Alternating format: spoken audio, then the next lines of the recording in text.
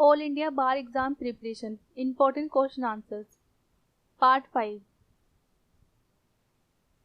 Question 41 to 50. वैकल्पिक विवादों का निपटारा. Alternate dispute resolutions. मध्यस्थम और सुलह अधिनियम 1996. Arbitration and conciliation act 1996. प्रश्न 41. कोई मध्यस्थ पंचायत न्यायालय द्वारा किन आधारों पर समाप्त न किया जा सकेगा? आ. आवेदन करने वाले पक्षकार द्वारा साबित करने पर कि विवाद कोई पक्षकार असमर्थता से ग्रस्त था. बा. की पंचायत विधि मान्य नहीं था. सा. आवेदन करने वाले पक्षकार को मध्यस्थ की नियुक्ति की या कार्यवाही की सूचना नहीं दी गई थी. दा. न्यायालय का यह निष्कर्ष है कि विवाद की विषय वस्तु तत्समय प्रवृत्ति विधि के अधीन मध्यस्थ द्वारा निपटाए जाने वाले योग्य है.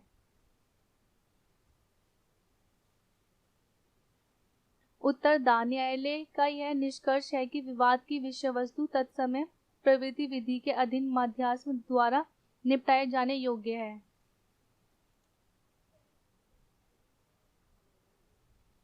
प्रश्न 42. मध्यस्थ और सुलह अधिनियम 1996 की किस धारा में यह बताया गया है कि मध्यस्थ पंचायत अंतिम होगा और पक्षकारों तथा उनके व्युत्पन्न अधिकार के अधीन दावा करने वाले व्यक्तियों का पर बाध्यकारी होगा?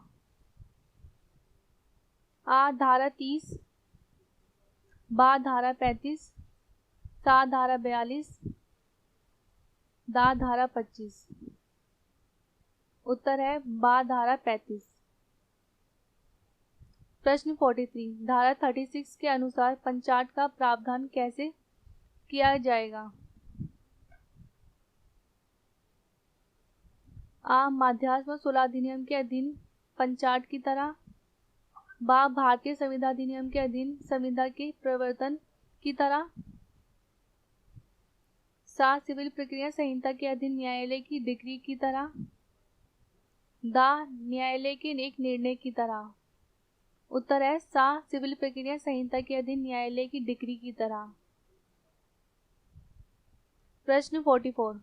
धारा 37 मध्यस्थ और सुलह अधिनियम 1996 के अनुसार मध्यस्थ अधिकरण के आदेश के विरुद्ध द्वितीय अपील नहीं होगा, परंतु निम्न में से किन न्यायालय में अपील करने के अधिकार पर इस प्रावधान का प्रभाव नहीं पड़ेगा?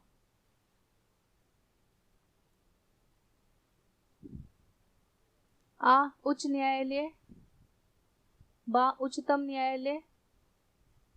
दा. जिला सिविल न्यायालय. सा. प्रशासनिक अधिकरण. उत्तर है बा. उच्चतम न्यायालय. प्रश्न 45. धारा 61 मध्यस्थ और सुलह अधिनियम में यह सुलह से संबंधित प्रावधानों के प्रवर्तन और विस्तार का उल्लेख किया गया है. निम्नलिखित में से किन कार्यवाहियों पर सुलह संबंधी प्रावधान लागू नहीं होते?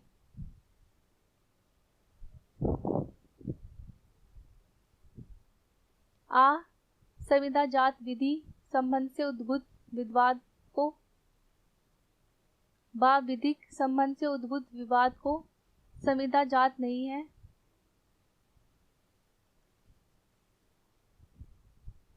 सा. जहां विधि के आधार पर कतिपय विवादों को सुलह के लिए प्रस्तुत नहीं किया जा सकता. दा. जहां विधि के आधार पर कतिपय विवादों को सुलह के लिए प्रस्तुत किया जा सकता है. उत्तर सा. जहां विधि के आधार पर कतिपय विवादों को सुलह के लिए प्रस्तुत नहीं किया जा सकता.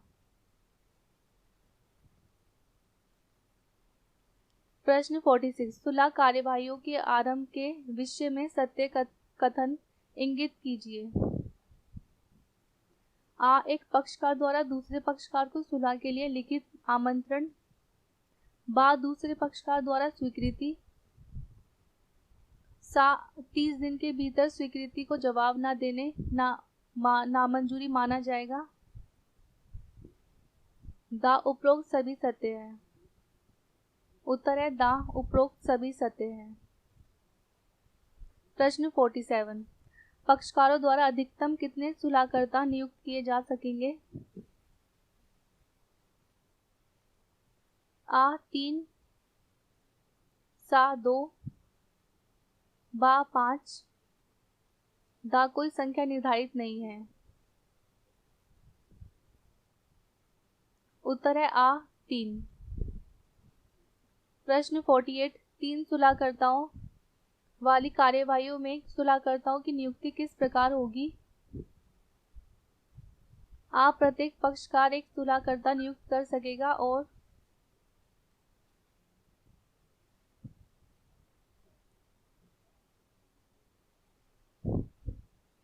तदवार चयनित सुलहकर्ता तृतीय सुलहकर्ता की नियुक्ति करेगा।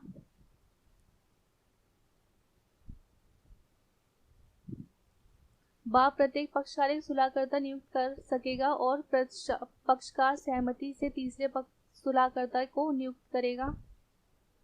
सा प्रत्येक पक्षकार एक सुलहकर्ता नियुक्त कर सकेगा और एक स्वतंत्र व्यक्ति तीसरे सुलहकर्ता का चयन करेगा। उपरोक्त सभी सही हैं।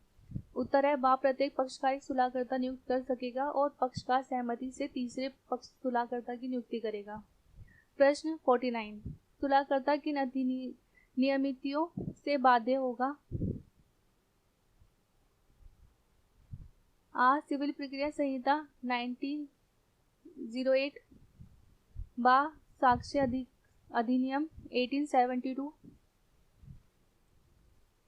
सा ना तो आ ना ही बा, दा उपरोक्त सभी। उत्तर है सा ना तो आ ना ही बा। प्रश्न 50, सुलहकर्ता की भूमिका मध्यस्थ और सुलह अधिनियम 1996 की किस धारा में दी गई है? आ धारा 65, बा धारा 66, सा धारा 67, दा धारा 68। उत्तर है सा धारा 67।